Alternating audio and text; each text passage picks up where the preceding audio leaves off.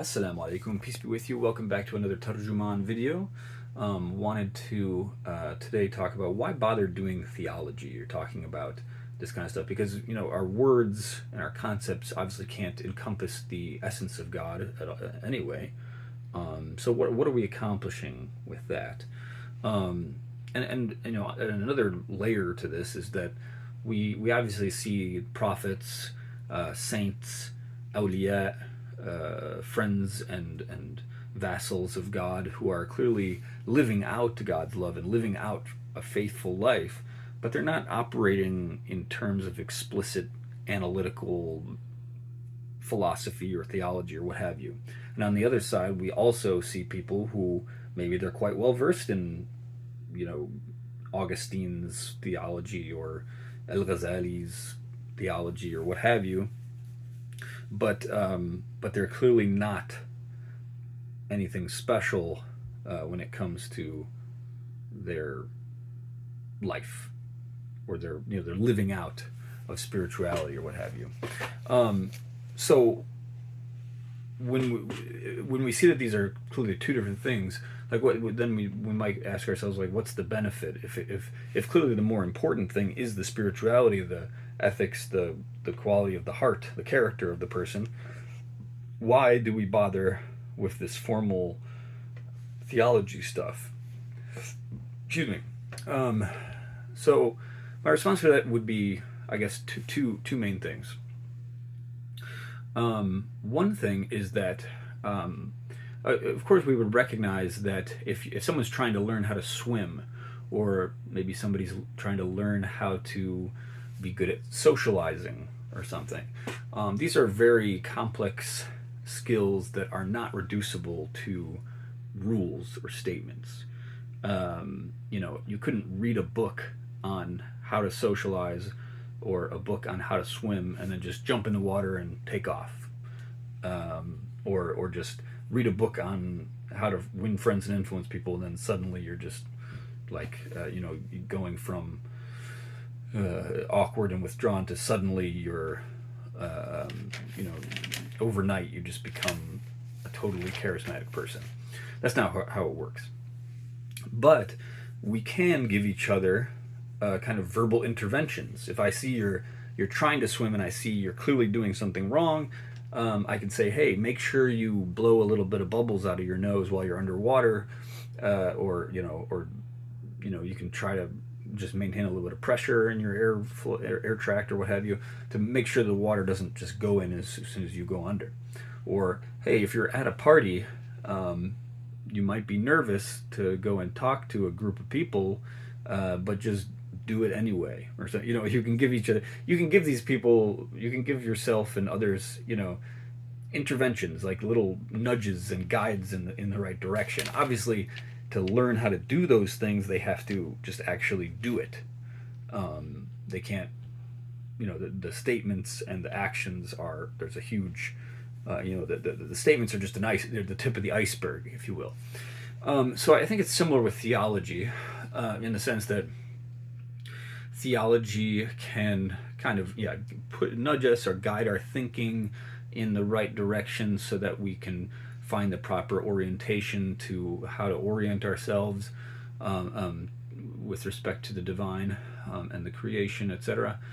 And then also some part of it is kind of like etiquette, I would guess, and just because, for instance, theologians often are when they're choosing their wording, they're often thinking of, like, okay, well, if I say XYZ, maybe there's two ways of saying something that are technically correct in some way, but if I say it in XYZ way, maybe people will interpret that as in a misleading way. There are things that you could say about God that are technically true, but like if you go around saying it and maybe you say it in a flippant way or something, or you just or you make that your central doctrine, it could be, like I remember this classic example of well, God is technically Lord of pigs, right? Like he created pigs, he's the Lord of pigs, obviously.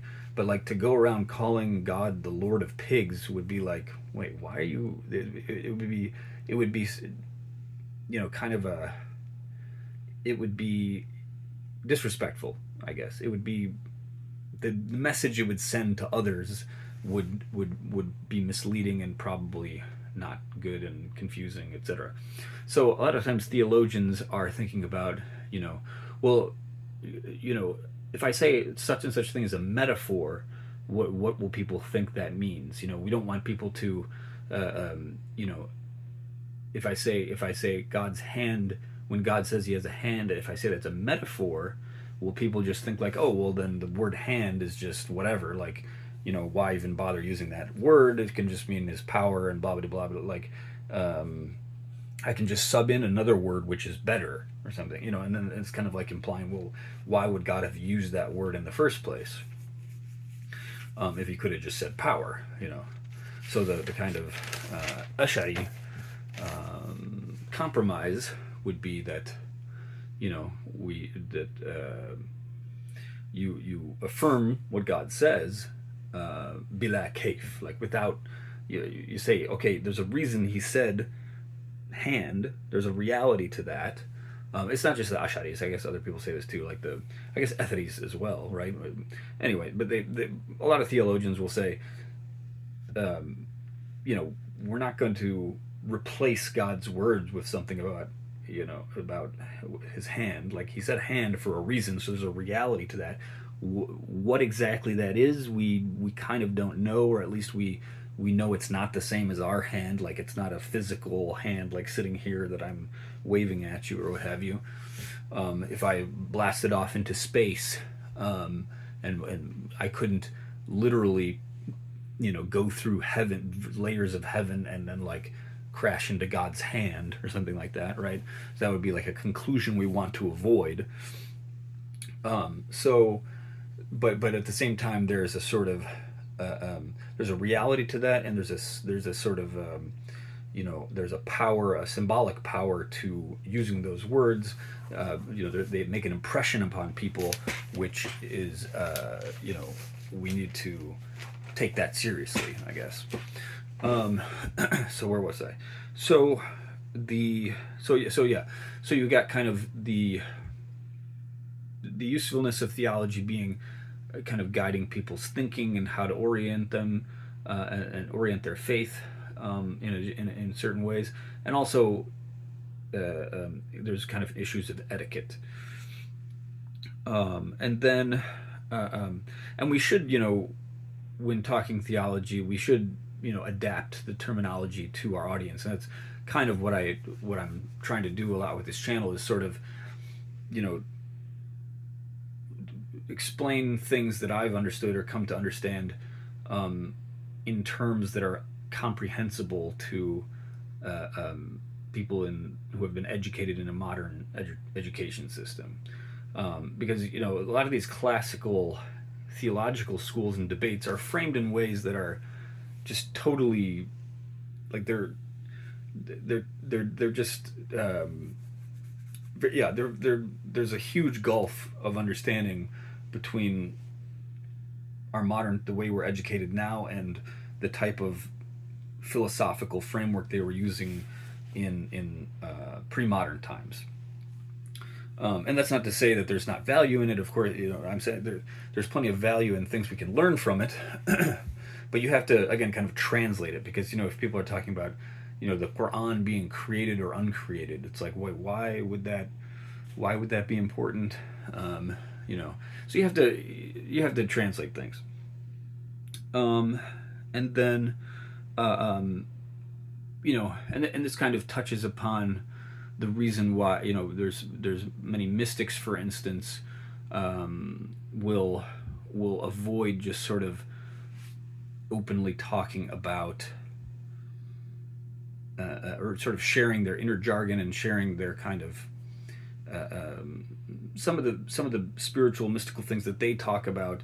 They might either they kind of keep it amongst themselves, not because what they're doing is some sort of dark secret demonic deception or something like that, but it's just because what they're saying is useful, but only maybe to a certain brain type of person or a person with a certain type of experience.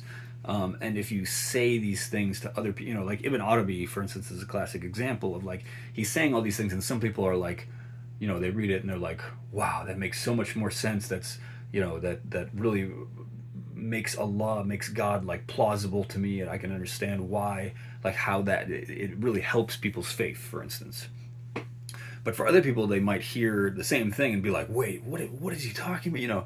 It's just confusing, and then people don't like being confused, and they get suspicious, especially if they're like, caught up in identitarian concerns about, oh, I don't want to sound like a hippie or a Hindu or something, So there's all sorts of dynamics that get into that ways. Things can be misinterpreted either disingenuously or just by genuine confusion, and so that's why, just theology, different types of theology just has to be useful. It has to be aware of its audience. What type of philosophical framework are they operating from, and that's kind of I guess part of the point I was meaning to get to before was that in our particular modern age, again, why we find that some of these, because we've been trained to think in a very kind of reductionist, left-brained way, and other types of thinking are, have kind of atrophied for us, or may at first blush or first description to us sound very implausible. So we have to kind of like use our left brain to work itself out of its own rut. And so like it's like, because we've like wrapped ourselves up in so much Aristotelian logic or what have you, we have to use we can't just jump out using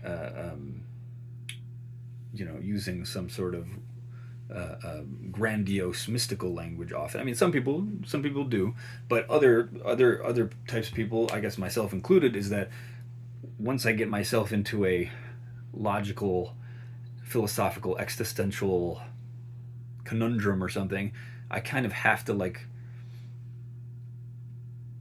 pull some sort of logical finesse. I have to finesse it out. I can't just turn off the logic, because that would be like kind of insincere, and